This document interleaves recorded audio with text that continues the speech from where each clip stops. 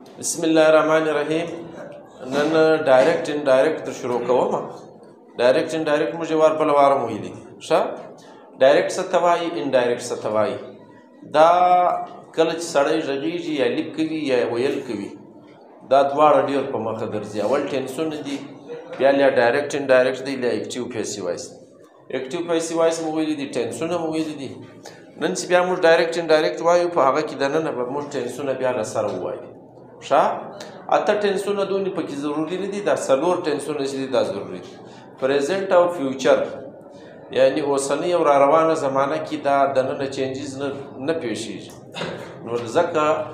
د دغه دونې ضرورت نه وي. کله چې زمانه ماضي ته واوړي نو بیا د دغه مسله پیښیږي. کله چې موږ ډایرکټ خبره کوو نو دغه په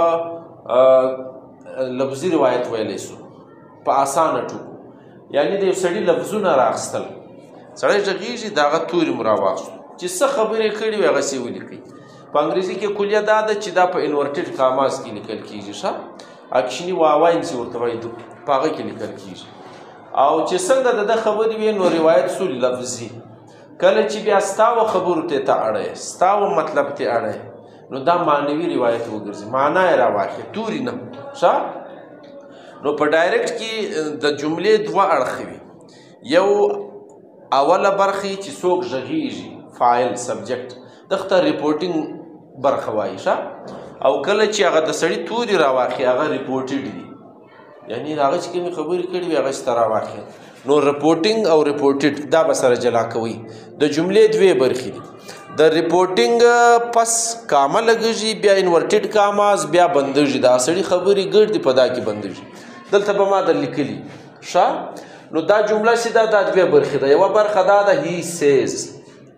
دا ته چې شوایي ریپورټینګ سپیچ، دا به ستاسو نه هېرېږي. هی از ا ګوډ بوای، دا دویمه برخه ده. دا په انورټډ کاماز کې بنده شوه ښه. دا به داسې کوه. اوس نو دا انورټډ کاماز له فل سټاپ سره ختم شو. دا برخه چې ده دا دویمه ده، دغه ته ریپورټډ سپیچ وایي. نو موږ به په ګرد دغه ډایرکټ ان ډایرکټ نریشن کې هر وار ریپورټینګ سپیچ او ریپورټډ سپیچ ته مخامخ کیږو. نو دغه یوه برخه به تاسو زده کواستی په ډایرکټ دغه کې چې یوه خاص یې دا ریپورټینګ ده، یوه رپورټډ ده. کله چې دا موږ بدلوو ښه، ان ډایرکټ ته اړو، نو معنا یې راخو د خبرو. سړي چې کومې خبرې کړي د ده لفظونه دا دي، نو دا معنا چې راخو د دغه خپله طریقه ده ښه. کله هم چې موږ را معنا راواخسته، اوس ګوره هی سیز دیټ، دغه دیټ پکې راغلی، هی از ا ګوډ بوای. دا دیټ له کومې خوا راغلی، دا مسله پیدا کړي. دیټ سره راځي دغه دوه کاماز چې دي دا له مخه ووځي. چې دا له مخه ووتې نو ته به خامخا دیټ لګې ښه. بیا نو دا هی از ا ګوډ بوای زمانه څه وخت بدلېږي، دا پر مخ درشئ. څه بدلونونه کې راځي دا زده کول ضروري دي. ګر سره چې موږ ډایرکټ و ان ډایرکټ ته اړو، موږ به له درې بدلونونو سره مخامخ کیږو. there will be 3 changes. change in the word ښه، tense of the word، یعنی زمانه بدلو. زمانه چې بدله کله هغه په کوم ځای کې بدلېږي، پر مخ درشئ. دویم چینج چې دی هغه د شخصیاتو پروناونز بدلیږي، ضمیر حالتونه ښه. ضمیر څنګه بدلیږي هلته هم در لیکلي دي. او لفظونه بدلیږي، د لفظونو ټیبل هم در جوړ کړی. یعنی یو زمانه بدلیږي، یو ضمیرونه بدلیږي، یو لفظونه بدلیږي ښه. نو څه وخت بدلیږي دا طریقه زده کاست. کله چې کاماز لرې کواستی په ان ډایرکټ نو به دیټ ولګواستی، دا به هر وخت کواستی ښه. نو په انګریزي کې اکثره خلک روایت معنوي ته اوړي، یعنی د معنا روایت زیات دی تر ډایرکټ. ډایرکټ خبرې نه کېږي، دیټ لګېږي سړی غږېږي، دیټ لګېږي سړی. نو چې دیټ ولګېدی تاسو به له ننه پس په دا خبر یاست چې دا ان ډایرکټ خبره روانه ده. نو په ان ډایرکټ کې دا ګنجایش شته چې ته له ځانه توري اچولی شي ښه، بدلون پکې کولی شي. په ډایرکټ کې یو ګنجایش نشته، سړي کومې خبرې کړي وې ته به خاص هغه راخلي ښه. دلته ما لیکلي دي if the reporting speech is in present or future، دا څلور ټنسه د یوه څلور د بل، یعنی دغه برخه زموږ دغه برخه چې ده که چیرې دا اوس دا سیز دی، دا په پریزنټ انډیفینټ ټنس کې دی. یا دلته موږ وایو هی از سیینګ، هی هیز سیډ. بیا څه مطلب، دا مو ګرد واخیستل he has been saying دا څلور دا دي د فیوچر غم ده he will say he will be saying شا یا he will have said شا دا اته ټینسونه کله چې دا اته برخې راغلې دلته چې هره زمانه ودانه بدلېږي صرف پروناون بدلېږي صرف دغه شی بدلېږي د ضمیر حالتونه دا توري بدلېږي شا دا there will be no change in the reported speech only pronouns دا خو هم نه یېږي شا اوس مثال دا دی he says you are my friend په indirect به څه وایي he says that رالی کامې ختم سوې I am his friend I لکې مخوارالی his لکې مخوارالی دلته خو نسته you are my friend دا در شایم شا په دا دویم ټیبل ډایرکټ جمله ده he will say وینې دا د فیوچر نو ریپورټینګ سپیچ کې فیوچر رالی she cooks food نو دلته به څه وایي انډایرکټ he will say that کامیاب لاړې she cooks food زمانه نسو بدل شا she سره نسو بدل هغه اوس ورته ګورئ پروناون څنګه بدلیږي د ضمیر حالتونه څنګه بدلیږي فرض یې کړه په ریپورټډ سپیچ کې یعنی د سړي د تور په خوا کې کوم توري موږ راخیست په هغه کې اول سړی راغی فرسټ پرسن وایي وچی شته په انګریزي کې یو آی دی یو وی دی ښه یا د هغه مفعولي حالت اس می یا پوزیسیو حالت د ملکیت دپاره یو شی ستا دی مای دغه ته وایي فرسټ پرسن نو دا فرسټ پرسن څه دی دا به ولاړ سي سبجیکټ آف د ریپورټینګ سپیچ سبجیکټ چې ته وایي که چیرې دلته راغلی دی آی دغه دا په آی به په چیش بدلو په هی کې ښه یو ځای باندې جمله جوړه کړې ده ځکه چې دا سبجیکټ دی د دا جملې دا به یاد لري همیشه چې دا رنګه توري راوړي دا پنځه شپږ دلته دا به د دغه سبجیکټ ته راوړاست سبجیکټ که هر شی ښه کله کله داسې وي سبجیکټ سنګل وي یعنی یو شکل وي واحد وي خبره د وي غسې وي نو تاسو به په ریپورټینګ سپیچ کې بیا سنګل لفظ نه لیکئ د جمع به لیکئ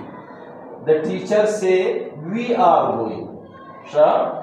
د ټیچر سیز وی آر گوئنګ اوس د ټیچر سیز او وی راغی ټیچر یې کړ دی نو دیټ دے آر گوئنګ وینئ دیټ دے آر گوئنګ بیا د ټیچر سنګل راځي he is بنا لګواست د جمع شکل ته بیا د جملې ز بسنس اخر معنا با دا اوله کلیه شو چې دا آی وی دا غټ ختم سي کچيري په دغه ریپورټینګ په دغه برخه کې ریپورټډ برخه سیکنډ پرسن راغلی یور ستای تای کدا ذکر راغلی شو فرست پرسن راغلی چې خبره کوي سیکنډ پرسن راغلی چې خبره کوي شو تھرد پرسن راغلی چې نستا خبره کیږي خو حاضر نه دی نو دوه کسان سره مخامخ دي یو غږیږي راخص دی چې و چاته غږیږي دا سیکنډ دا به نه رواست نو په دا کې د سیکنډ پرسن شناخت چیش دی یور یورز ښه له دغو څخه چې په دغه برخه کې هر یو راغلی نو دا به د دغه برخې و اوبجیکټ ته واړوي he says to me فرض اوبجیکټ میس وي ښه نو یو به په چیش کې واړواست په می کې ښه هر چاته چې وینا سوی هغه ته بیا واړواست object of the reporting speech if there is no object second person will be in third person بیا که دا نسته خبره دغه سوی ده نو بیا third ته واړواست he him she her ټیک شو دغه شان دی واړوي they them جمع ته واړو غایب یې کاست یعنی third person ته واړواست نو دا کلیه ده کله الکام په دې پریشان چې دلته یو رالی او په دې سیمه کې چې دی دغه نسته object نسته اوس څه وکړه نو چې اوبجیکټ نسته بیا به څه وکړي تھرډ پرسن ته به واړوي د شک وتلی دا تر ګردو اسان درېیمه طریقه تھرډ پرسن یعنی که چیرې دلته تھرډ پرسن راغلی تھرډ پرسن که نه پزه نه دا دی he she it him her they them که چیرې په دا ریپورټډ سپیچ کې دغه توري راغلی دا په انډایرکټ کې هم نه بدلیږي دغسې پاتېږي ښه نو چینج اسانه سو شا کچيري اوبجیکټ وای په ریپورټینګ برخه کې بیا سه پټل کې واړواست کنهستا هغه سه صحیح دي شا یعنی بل شی ور سره دی نو ستادت ته اوبجیکټ د لیکلې او سیټ چې دی دا په ټولډ کې واړوئ که اوبجیکټ شته که اوبجیکټ نشته بیا سیټ هم صحیح ضروري نه دی که چیرې اوبجیکټ وي بیا خوند نه کوي اوس فرض یې کړه هی سیز ټو می دا ټو می چې دی په دا کې می اوبجیکټ دی نو دا به تاسو څنګه اړوئ هی ټیلز می اوس نو هی سیز می دا رنګه وایي کېږي ښه هی سیز می نه ده بیا ټول سره لګېږي ښه که په انډایرکټ کې لیکئ نو ټو به بیا ورسره اچوي He says to me that بیا صحیح لیکن هغه نه کېږي موږ به داسې وکړو اسانه وکړو he tells me that دا ښه دی I read a book that he اوس I چې شي first person دی نو دا په دغه he د کوم خوا راغلی دا دغه ته ولاړې ښه دا دغه سبجیکټ نو دلته چې موږ له دې ټپس I به په چیش بدلو په دغه باندې دا زموږ سبجیکټ دی دا به زموږ نه هېرېږي ښه که چیرې دا می ته یو توري کې راغلی نو دلته به مای ولرو ټیک شو I read his book ټیک شو third person دلته به هم هغه رنګه راشي I read your book دغه کې راغلی نو دلته به چی شي he reads my book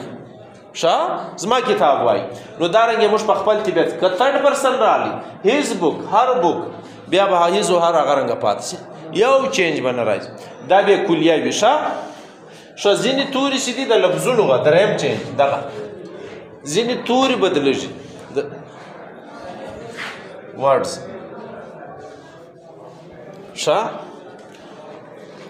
نو په دن کې بدلېږي جسټ په دن کې بدلېږي که چیرې د ریپورټینګ برخه په ماضي کې وه دا یاد لرئ که په اوسني زمانه پریزنټ او فیوچر کې ونه بدلېږي دغه توري دغه رنګه لیکل کېږي ښه بدلېږي څه وخت چې ماضي راغله ټوډے په دیټ ډے کې هیر په دیئر کې دیس په دیټ کې ایګو په بیفور کې دس په سو کې ټو نایټ په دیټ نایټ ښه لاست ډے د پریویس ډے د ډے بیفور هم لیکای شي یسټرډے د ډے بیفور ښه د پریویس ډے دواړه لیکلی شي کار مې وکړو ټمارو د نیکسټ ډے یا د فالوینګ ډے چې را روانه ده ښه لاست ویک د ویک بیفور پریویس ویک یا د پریویس ویک دا هم لیکلی شي ښه هایدر په تایدر کې بدلوی شي هنس په تنس کې بدلوی شي کم په ګو کې یټ ټل دن دا رنګه ځینې توري دي دا بدلېږي نو دا رنګه به زموږ د ډایرکټ او انډایرکټ دغه کلیه چې ده دا به زموږ زده شي پر مخ باندې به د دغه زمانې ووایو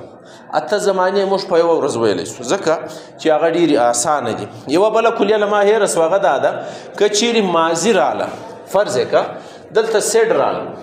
ښه کیسه ماضي وه او په ای خوا کې حقیقت د ارت از راوند ځکه ګول ده که نه نو دا خو حقیقت دی یا د سن رایزز ان د ایسټ دا هم حقیقت دی که دلته ګسه هی سیډ دلته سیډ راغلی ښه زمانه ماضي وه د ریپورټینګ او دلته حقیقت وی نو حقیقت نه بدلېږي دا به نه یې روا ښه هغه د زمانې سره دا به بیا نه اړوه زمانه بیا نه بدلوي لمر چې له کومې خوا راخیږي همیشه راخیږي نو دا دوه او دوه سره جمع کې څلور دي دا حقیقت فیکټس کین ناټ بي چینجډ ښه دا به یاد لراستي که چیرې نور خبرې راغلې هغه به د زمانې مطابق ورسره ځو چې دا زمانه زړه وه ماضي وه تېره سوې وه بیا به دننه چینجز کړي کو تر ګردو ګرانه برخه هم دغه ده ښه په دا کې څلور ټینسونه دي ښه او څلور قسمه یا پنځه قسمه جمله جوړیږي دا چې دا به ګرد نشي دا به موږ په اته نو ورځو کې څوکه څوکه ووایو بس موږ به ډایرکټ انډایرکټ ګرځدا شي د اته ټینسونه چې دي د پریزنټ او فیوچر دا په یوه نشست باندې ګډ ویل کېږي ښه سبا به د هرې به یوه جمله ووایو چې څنګه بدلېږي څنګه به لیکو ښه که چیرې نه یاست پوهېدلي په ذهن کې یو پوښتنه لرئ وایه کست نسته بد نوټ یې کست